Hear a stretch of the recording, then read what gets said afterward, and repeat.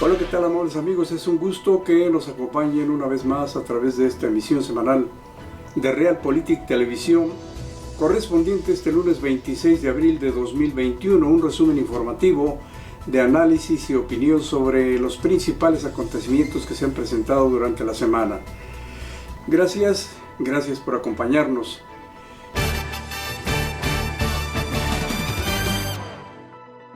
Y este es nuestro editorial. Los tiempos electorales en Oaxaca no solo son de contaminación auditiva, visual y emocional por la cantidad de mensajes que fluyen en los medios de comunicación y hoy también con mayor fuerza en redes sociales y por supuesto en marchas, manifestaciones, bloqueos y el vil chantaje de las llamadas organizaciones sociales y de grupos radicales del Cártel 22 que a través de porros disfrazados de normalistas han hecho de la capital oaxaqueña una tierra de nadie. Solo hay que darse cuenta del entorno de los mecanismos de abierta extorsión que han desplegado sus láteres. Estas llamadas organizaciones sociales han hecho de los tiempos de la pandemia un festín de presiones y abierta extorsión al gobierno de Alejandro Murat. Es evidente que tienen consigna. El propósito, al igual que las manos que mecen la cuna de los vándalos y supuestos normalistas, es el de enturbiar el proceso electoral para apuntalar al movimiento de Regeneración Nacional Morena.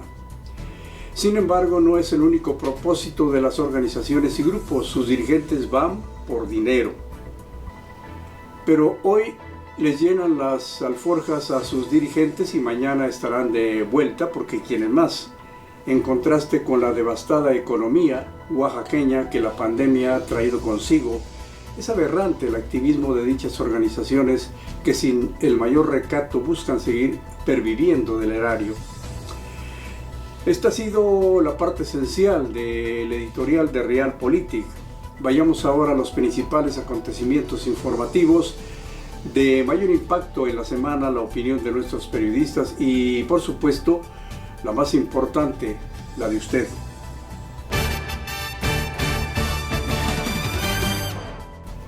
Pues continúa la guerra sucia, sombrerazos, jalones, mentadas y otras chucherías electorales en la pérdida de registros a candidatos que el INE y su titular han ordenado con uno de los látigos más ardorosos de una época de elecciones, ya que en este sentido el Consejo General de dicho instituto decidió reiterar la pérdida de registro a 11 candidatos de diferentes partidos políticos y a un aspirante independiente. El partido Morena pues ha sido el más afectado en este caso. El retiro definitivo de los citados registros se debió, según el INE, por no haber presentado el informe de gastos de pre-campaña. Y en lo que se refiere al caso de Salgado Macedonio, presunto candidato a la gubernatura de Guerrero, los magistrados han reclamado enérgicamente al presidente del Tribunal Electoral por haber aplazado el caso del candidato morenista. Al menos 5 magistrados afirmaron que la decisión fue tomada de manera unilateral en contravención a las decisiones del Pleno. Fue el pasado viernes cuando el magistrado presidente decidió posponer la sesión hasta el día martes 26. Los magistrados Yanín Otálora, Indalfer Infante, Reyes Rodríguez, Felipe de la Mata y Felipe Fuentes enviaron un escrito para cuestionar a José Luis Vargas Valdés por el hecho de haber pospuesto la citada sesión, misma que debería haberse llevado a cabo desde el pasado jueves y de lo cual fueron enterados tan solo un día antes a las 21:39 horas. El proyecto sobre el caso Félix Salgado propone ratificar la decisión del INE de no otorgarle la candidatura para el gobierno de Guerrero. Lo más peligroso de este proceso es que las elecciones ya están a la vuelta de la esquina y el tiempo vuela en todos los procesos. Esto naturalmente traerá como consecuencia mayores conflictos entre el INE y su titular Lorenzo Córdoba y varios partidos políticos independientemente del de Morena. Félix Salgado, por su parte, consideró que la actuación de este instituto y sus consejeros ha sido por demás anticonstitucional y el afectado ha promovido ya un juicio ciudadano en contra de su titular Lencho Córdoba pues como es del conocimiento público, a Salgado Macedonio se le ha reiterado por segunda ocasión la cancelación de su registro como candidato. Lo peor de esta situación, y lo que es casi seguro que va a reenchilar todavía más a los morenistas, es que este miércoles 28 se llevará a cabo un importante debate entre los candidatos aspirantes de los 7 partidos al gobierno de Guerrero, y en el cual ha sido descartado Félix Salgado. Este evento se desarrollará a las 19 horas en Chilpancingo, capital, y en el cual estarán presentes los contendientes para exponer sus propuestas bajo la batuta de una mediadora. Bien, pues así están las cosas, y aquí le tengo un chiste del día, porque imagínese usted Sergio Jiménez Bojado, que es el líder de Morena en Colima, presentó a Mario Delgado ante el público y los seguidores, como que es el líder morenista. Mario Delgado es el líder de Morena, pues este señor lo presentó en Colima como el líder máximo del PRI. Entonces, pues sí, imagínense las carcajadas de los priistas, ¿verdad?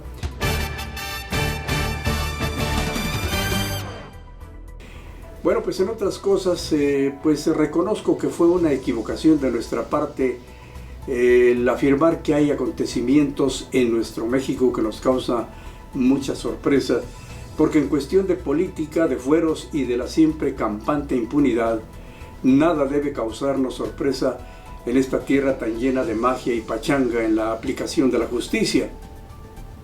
Cito lo anterior en virtud de que después de tantas acusaciones, señalamientos, chismes, demandas, manoteos, supuestas investigaciones y dimes y diretes en contra del gobernador de Tamaulipas, Francisco García Cabeza de Vaca, por manejo de recursos de procedencia ilícita y posibles nexos con el crimen organizado y el narcotráfico, pues finalmente lo premiaron con un alto reconocimiento. Ello, dicen, como resultado de su gran trabajo y eficiente gestión al frente del gobierno de Tamaulipas. La citada distinción le fue otorgada por la primera zona naval de la Secretaría de Marina Armada de México durante la conmemoración del 107 aniversario de la gesta heroica de Veracruz.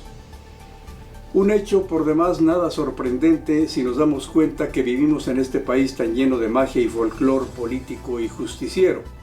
Finalmente, al hacer uso de la palabra en dicho acto, Cabeza de Vaca expresó con gran emoción: estamos convencidos de que la colaboración y el trabajo conjunto son el camino correcto para dar buenos resultados que den certeza y seguridad a los ciudadanos. En tal sentido, y cuando esta bronca comenzó a dar el primer hervor, destacados abogados y penalistas aseguraron desde un principio que la solicitud de desafuero de Cabeza de Vaca era un caso mediático con grandes debilidades legales, y yo agregaría que con fundamentos muy enfermos de anemia. Por todo lo anterior, hemos de reservarnos los últimos comentarios, porque usted tiene la última palabra. No hay que olvidar que en este amado país, en donde nunca pasa nada, como siempre, pues seguimos estando a todo dar y colorín colorado.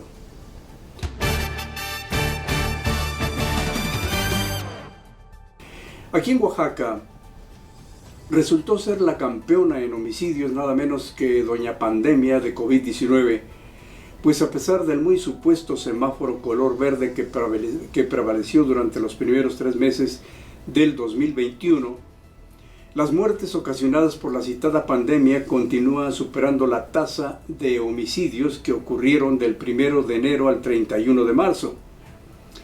En la estadística mensual del reporte de delitos de marzo del Secretariado Ejecutivo del Sistema Nacional de Seguridad Pública, informó que se contabilizaron 172 homicidios para un total de 429 en el primer trimestre de este año, de los cuales 123 se registraron en enero y 134 en febrero.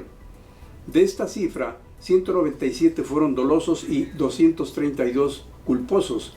En el mismo periodo, el reporte estatal sobre la pandemia por COVID-19, el sector salud de Oaxaca ha reportado 1.116 decesos, con lo que se refleja que el coronavirus sigue siendo hasta el momento el peor homicida en nuestra entidad. Los criminales se van a sentir muy tristes por esta derrota.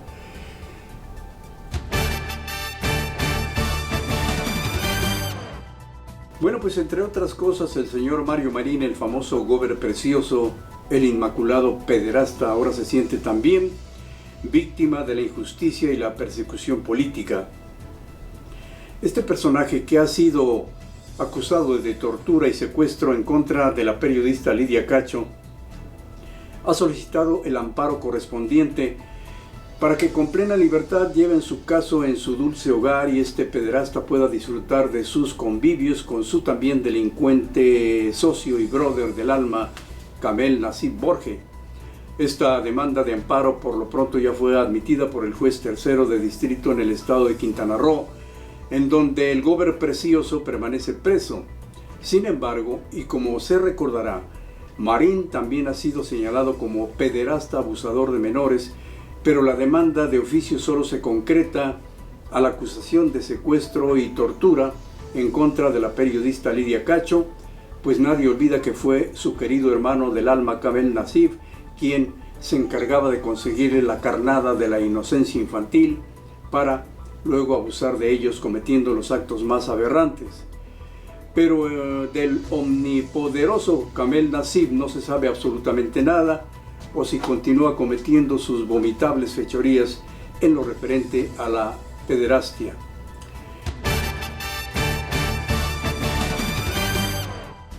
Y a continuación le muestro las innumerables ventajas de ser multimillonario y poder adquirir justicia por metros, centímetros o por kilos, con miel o sin ella, con aderezo o sin ella. Y así es el efecto, de acuerdo con la información que proporciona la agencia EFE, vestido con elegante traje y con un finísimo puro en la boca, Alonso Ancira abandonó el reclusorio norte de la Ciudad de México. Como se recordará, el empresario estaba acusado de vender a Pemex con un sobreprecio de $500 millones la famosa planta inservible de fertilizantes de agronitrogenados en 2013 bajo la sombra del corruptérrimo Enrique Peña Nieto, cuando en ese año él era director de la petrolera Emilio Lozoya, principal detenido en México por los ya conocidos sobornos de la Odebrecht. El rey del acero, como lo apodaban a Ancira, dejó el reclusorio luego de que acordara pagar $216 millones como reparación del daño a Pemex.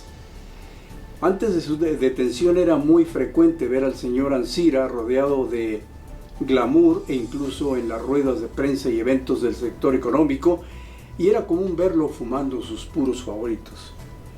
De esta forma quedó suspendida la acción penal y se firmó el acuerdo reparatorio que le otorga la libertad. Y por favor ponga mucha atención, su defensor dice que Ancira está muy bien de salud, cuestión que no se imagina usted cómo nos estaba preocupando a todos los mexicanos, pero una vez que su defensor nos ha informado de ello, podemos ya respirar tranquilamente. En fin, pues así están las cosas.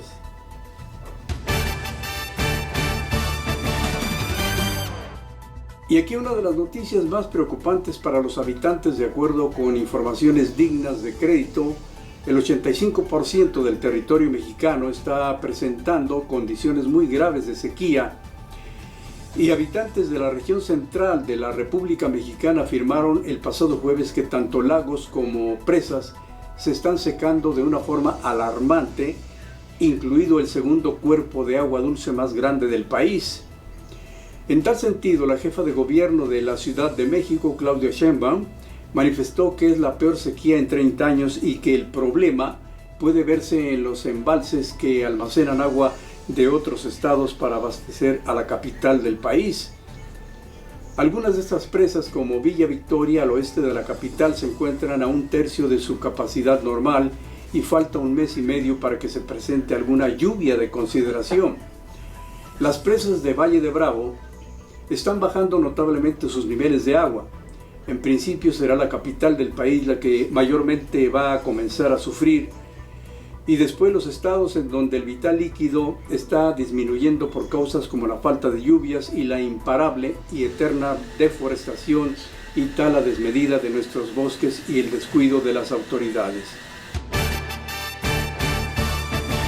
Veamos a continuación algo más de lo que ha acontecido detrás del séptimo arte. Aquel cine histórico que tanto prevaleció en muchos de los filmes de la época de oro de nuestro país ha muerto junto con sus creadores. Algunas de las pasadas generaciones aún vivas deben recordar al ilustre cineasta Miguel Contreras Torres, quien gran parte de su talento lo plasmó en largometrajes con pasajes dramatizados de la historia de México. Fue uno de los pioneros del cine mexicano. Contreras Torres realizó filmografías incluso antes de que arribara a nuestro país el cine sonoro en 1932. Desgraciadamente, la falta de apoyo a los creadores es parte del derrumbe de las buenas producciones mexicanas. Todo se concreta a la cultura norteamericana con sus películas publicitarias, en donde incluso Batman ha sido el símbolo de la Pepsi-Cola, y a los criminales y ampones se les observa saboreando una refrescante Coca-Cola con una hamburguesa de McDonald's. Todo esto ha dejado prácticamente en ruinas no solo a nuestros productores y artistas, sino incluso a la misma industria cinematográfica mexicana, agregándose a todo esto que un ilustre presidente, enamorado mucho más de sus grandes botas que de su patria, estuvo a punto de dar un plumazo para borrar toda publicación histórica de nuestro México. La gran mayoría de los buenos talentos mexicanos siguen optando por emprender la graciosa huida a otros países en donde mejor los comprendan y los apoyen, y las películas que han sido premiadas de los cineastas independientes son guardadas para siempre en el cajón del escritorio del olvido, jamás son exhibidas, mientras que por otro lado, la estupenda industria de salas cinematográficas tiene que soportar la aplastante bota de las empresas distribuidoras de películas con el clásico sello gringo. Muy pocos han sido los mandatarios que han otorgado buenos apoyos a nuestro cine en México, que es en gran medida otro de los fuertes pilares de nuestra historia, de nuestra cultura, y en la denuncia de la problemática nacional también, y la libertad de expresión, por supuesto. Sobre la tecnología de la producción norteamericana no se discute, es la más sorprendente que existe, y aquí es donde México dobla las manos en cuestión de rodaje fílmico. Este es otro de los hechos que suceden detrás del séptimo arte. Y bien, amables amigos, en la edición número 495 de su revista semanal Realpolitik, usted podrá leer además los artículos El Chacal de la Democracia por Beatriz Pajés, y En política nada es para siempre, es cuestión de mayorías, de Carlos Ramírez, en su columna Indicador Político. Y por supuesto las columnas de nuestros periodistas locales, Escaparate Político de Felipe Sánchez, Será verdad que por Pericles, Circo, Maroma y Teatro por El Callao, Unas de cal por las de arenas de Alfredo Arenas Casas, y desde luego nuestra columna Picando el Avispero. De esta manera llegamos al final de este resumen semanal de Realpolitik Televisión Oaxaca, no sin antes invitarlo para que nos haga el honor de acompañarnos el próximo lunes por la tarde a través de Facebook, YouTube, Twitter e Instagram. Solo haga clic en resumen semanal Realpolitik Televisión Oaxaca y ahí estaremos nuevamente con la opinión informativa de las mejores plumas del periodismo nacional y local. Su servidor Miguel Rodríguez Cerda les desea un excelente principio de semana y nos vemos aquí mismo el próximo lunes por la tarde, Dios mediante.